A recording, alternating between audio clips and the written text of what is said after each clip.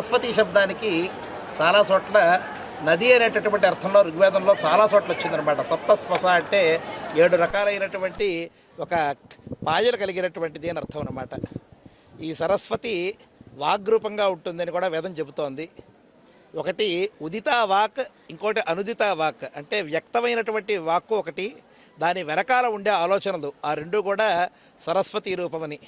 కాబట్టి ఈ సందర్భంగా ఈ జయప్రకాష్ కాలేజ్ ఆఫ్ ఇంజనీరింగ్లో మనం విద్యార్థులందరికీ కూడా చెప్పేటటువంటిది ఏమిటంటే, మన నోటంబట వ్యక్తమయ్యేటటువంటి వాక్కు ఎప్పుడు కూడా సత్యపూర్ణంగా ఉండాలి.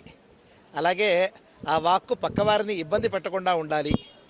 ఆ తర్వాత ఈ వాక్కు వెనుక ఉండేటటువంటి ఆలోచన కూడా ఎప్పుడు కూడా ఒరిజినల్గా, వీలైనంత వరకు కూడా మూలానికి దగ్గరగా ఉండాలి. దీనికోసం ఎక్కడో వెతుక్కోక్కర్లేదు. మన యొక్క సంప్రదాయకమైనటువంటి వేదాలలోనూ, అలాగే శాస్త్ర గ్రంథాలలోనూ, దర్శనాలలోనూ, వేదాంగాలలోనూ మనకి బోలెడని విషయాలు ఉన్నాయి.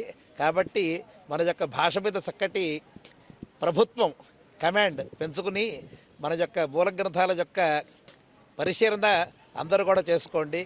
ఎందుకంటే ఈ రోజుల్లో మనం ఏదైనా సరే కొత్తగా ఒక ప్రాజెక్ట్, రీసెర్చ్ ప్రాజెక్ట్స్ ఏదైనా చేయాలి అంటే మనకి లాంగ్వేజ్ చాలా అవసరం అనమాట. కాబట్టి మొత్తం మల్టీనేషనల్ కంపెనీస్ అన్నీ కూడా ఇప్పుడు ఎక్కడైనా సరే సిఓఆర్ఎస్ అని, తర్వాత ఆర్డిబిఎంఎస్ ఇత్యాది టెక్నాలజీస్ అన్నిటి ద్వారా కూడా మనకి అనేక భాషలది ఈ భాషకి ఆ భాషకి గల సంబంధం ఏమిటి, పదాలకు గల సంబంధం ఏమిటి, అలాగే సెమాంటిక్స్ అంటారు, వాక్యాలది ఎలా అర్థం చేసుకోవాలని చెప్పడంలో అనేక రకాలైన, ఇప్పుడు మొత్తం ఏఐలో మొత్తం ఎన్ఎల్పి అంటాం, అంటే నేచురల్ లాంగ్వేజ్ ప్రాసెసింగ్, ఇవన్నీ కూడా వీటి మీద ఆధారపడతాయి. కాబట్టి మన యొక్క భాషల మీద, మాతృభాష మీద, అలాగే మాతృభాషలన్నిటికీ మూలమైన సంస్కృతం మీద చక్కటి ప్రభుత్వాన్ని కమాండ్ బాగా పెంచుకున్నట్టయితే మీరు జీవితంలో చక్కటి సాఫల్యాన్ని పొందుతారు అని ఈ సందర్భంగా సరస్వతి అమ్మవారి యొక్క అనుగ్రహం వల్ల మీ అందరికీ కూడా చక్కటి బుద్ధి వివేచన బాగుండాలి, మీ యొక్క వాక్కు కూడా ఎప్పుడు కూడా చక్కగా ఉండాలి, ఒరిజినాలిటీ మీలో పెరగాలి అని అందరినీ కూడా మనం ఉద్బోధించడం జరిగింది. వసంత పంచమి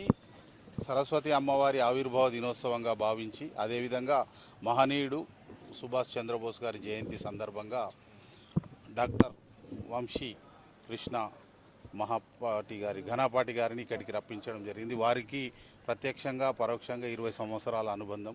మేము గణపతి సచ్చిదానంద స్వామి ఆశ్రమానికి ఎవ్రీ ఇయర్ ఉగాదికి వెళ్ళడం, మైసూరుకు వెళ్ళినప్పుడు వెళ్ళడం, అక్కడ వారు విద్యా విభాగానికి సంబంధించి ముఖ్యంగా వేదము, అదేవిధంగా ఆధ్యాత్మికము ప్లస్ ఈ టెక్నాలజీ రెండు, ఈ ఆర్టిఫిషియల్ ఇంటెలిజెన్సు మరియు వేదాన్ని కలిపి వారు ఎన్నో ప్రయోగాలు చేస్తున్నారు. విద్యార్థులకు కూడా రాబోయే రోజుల్లో అత్యాధునికత ఎంత అవసరమో అదేవిధంగా ఆధ్యాత్మికత కూడా అంతే అవసరమని రెండు విషయాలు తెలియజేయడానికి వారిని కోరిన వెంబడే ఈరోజు ఈ కళాశాల ప్రాంగణానికి వచ్చి ఈ ప్రోగ్రాములో విద్యార్థులను ఉద్దేశించి ఆశీర్వాదం చేయడం జరిగింది. కాబట్టి మరొకసారి రాబోయే రోజుల్లో ఈ సమాజానికి పనికొచ్చేది, ఈ మన సంస్కృతిని కాపాడుకునేది, అదేవిధంగా టెక్నాలజీలను ఉపయోగిస్తూ స్వామివారి ఆశీస్సుతో, గణపతి సచ్చిదానంద స్వామి ఆశీస్సులతో, అదేవిధంగా శ్రీ వంశీకృష్ణ స్వామి గారి యొక్క సహకారంతో రాబోయే రోజుల్లో విద్యార్థులకు ఉజ్వల భవిష్యత్తును అందించడానికి ప్రయత్నం చేయబోతున్నాం. దానికి స్వామీజీ ఆశీర్వాదం, మీ అందరి సహకారం కావాలని కోరుతున్నాం.